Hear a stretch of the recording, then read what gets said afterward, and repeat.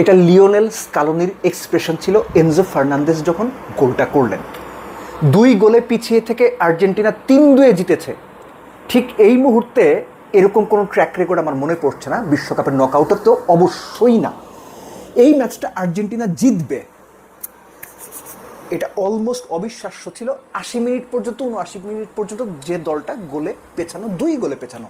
Congratulations Argentina, অন্তত এই particular ম্যাচটা তারা জিতে একটা স্টেটমেন্ট দিয়ে দিল যে লেথার্জিক হোক, ডিফেন্সের সমস্যা থাকুক, উইঙ্গার না থাকুক, স্ট্র্যাটেজিক্যালি অনেক জায়গায় সমস্যা বিভিন্ন সময় হলেও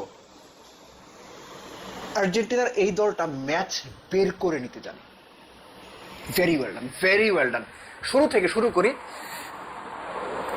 আর্জেন্টিনার প্রথম যে গোলটা কনসিড করলো, আমি পার্সোনালি ফিল করলি ডিবক্সের ভেতরে যে ছোট বক্সটা আছে পেনাল্টি স্পটের পরে, এর মাঝখানে এরিয়ালি গোলকিপারের আই লেভেলের ওপরে যদি কোনো বল থাকে, goalkeeper should come out to grip or punch or fist the ball. আর্জেন্টিনার গোলকিপার দিবু মার্তিনেস তিনি দাঁড়িয়ে দাঁড়িয়ে দেখেছেন এবং 2 ডিফেন্ডারের মাঝখান থেকে defender, central defender Yasser Ibrahim goal করেছেন হেড করে। That was a bad goal to concede. Lionel মেসির পেনাল্টি মিস। খুব অনেস্টলি আমি বলি, পরপর 2 ম্যাচে একই রকমভাবে 2টো বাজে পেনাল্টি মারা লিওনেল মেসির সঙ্গে যায় না। এবং গোলকিপার লিওনেল মেসির এই 2টো পেনাল্টিকে বাজে পেনাল্টি আমি কেন বলছি? টপ কর্নারে না, বটম কর্নারে না, পাওয়ার কম। এবং গোলকিপার এই সমস্ত পেনাল্টির ক্ষেত্রে যেটা হয়, সাইডটা যদি ঠিকঠাক মানে ধরে ফেলতে পারেন বা ডাইভ দেওয়ার পর যদি মিলে যায়, এই ধরনের পেনাল্টি 90% ক্ষেত্রে সেভ হয়ে যায়। 2টো ম্যাচে অস্ট্রিয়ার সঙ্গেও এবং এই ম্যাচেও সেটাই হয়েছে। সেকেন্ড যে গোলটা আপনার ইজিপ্টের, দ্যাট ওয়াজ ফ্যান্টাস্টিক ব্রেক।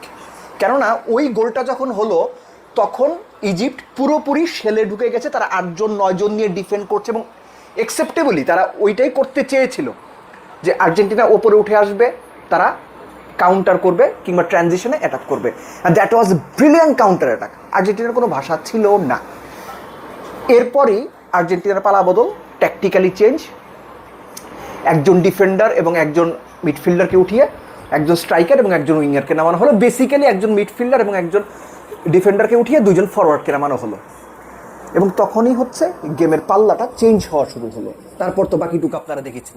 এবং এর সঙ্গে অ্যাড করি যে আর্জেন্টিনার রোমেরোর যে প্রথম গোলটা, লাস্ট ম্যাচেও কিন্তু 2 ডিফেন্ডারের গোলে জিতেছে। রোমেরোর গোলটা যদিও ওন গোল ছিল। এইভাবে ডিফেন্ডারের গোলে ম্যাচ জেতাটা আর্জেন্টিনার সামর্থ্যের জানান দিয়ে আমি বারবারই বলে আসছি, এই দলটাতে শুধুমাত্র মেসি কেন্দ্রিক সেটা আমি মানতে নারাজ। কিন্তু বারবারই ডিফেন্ডার আপনাকে কিন্তু ম্যাচ বাঁচাবে না। পরপর 2 ম্যাচে হয়েছে। সো বোধ করি বিশ্বকাপে ডিফেন্ডারের কাছ থেকে গোল হিসেবে যা পাওয়ার আর্জেন্টিনা পেয়ে গেছে, বাকিটুকু ফরওয়ার্ডদের করতে হবে। এবং সেকেন্ডলি লিওনেল মেসির গোল, খুব অল্প একটু স্পেস ছিল হিট করার মতো বা শুট করার মতো, স্পেস পেয়েছেন, শুট করেছেন, হয়ে গেছে। এবং এনজো ফার্নান্দেসের যে গোলটা, that was a brilliant counter attack. ট্রানজিশনে লতারো মার্টিনেস রাইট উইংয়ে বল পাওয়ার পর ওয়েট করেছেন এবং এনজো ফার্নান্দেস সারা ম্যাচে আপনি তাকে খুঁজে পান নাই। আমি মোটামুটি নিশ্চিত, যখন হাইলাইট দেখবেন বুঝবেন, কোথাও তাকে খুঁজে পাওয়া যায় নাই। সময় মতো একদম জায়গা মতো দেখে শুনে হেড করছেন। এত চমৎকার ভাবে দেখে শুনে হেড করে বল জালে পাঠানোটা, এটা ইনক্রেডিবল, এটা অ্যাকচুয়ালি ইনক্রেডিবল। এবং এর সঙ্গে আপনি মানে মানিয়ে নিন মেসির পেনাল্টির পরে অ্যালেক্সিস ম্যাকালিস্টারের একটা দুর্দান্ত হেড গোলকিপার সেভ করেছেন। ইউলিয়ান আলভারেজের একটা শট গোলকিপার দুর্দান্ত সেভ করেছেন। এবং সবচেয়ে বড় কথা, মিশর যেভাবে খেলেছে এবং তাদের গোলকিপার যে পরিমাণ সেভ করেছেন, আর্জেন্টিনা অনেক আগেই গোল পেতে পারতো। কিন্তু আমার মনে হয় যে 2 দলই স্ট্র্যাটেজিক্যালি ভুল করেছে। স্ট্র্যাটেজিক্যালি ভুল 2 দলই করেছে। কেন বলছি আমি? অনেকে হয়তো মানতে চাইবেন না। যতক্ষণ পর্যন্ত মিশর লিডে ছিল, 2 গোলের লিডে ছিল, তারা অতিমাত্রায় ডিফেন্সিভ হয়ে গিয়েছিল।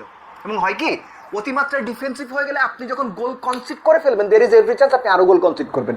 মিশরের ক্ষেত্রে সেটাই হয়েছে। আর আর্জেন্টিনা, আমি আবারও বলবো, এই ম্যাচ যদি আর্জেন্টিনা হারতো, লিওনেল স্কালোনির দোষ হইতো, দায় হইতো 100%।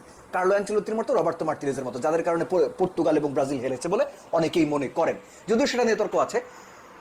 আপনি এমন একটা একাদশ সাজালেন যেখানে কোনো উইঙ্গার নাই। আপনি এমন একটা একাদশ সাজিয়ে ম্যাচটা খেলতে গেলেন যেখানে আপনি কোনো উইঙ্গার রাখলেন না। কখন আপনার Lisandro Martinez central defender left winger role play করছেন, কখনো তাগলিয়াফিকো প্লে করছেন। অর্থাৎ পুরো জিনিসটার সাস্টেইনেবিলিটি ছিল না।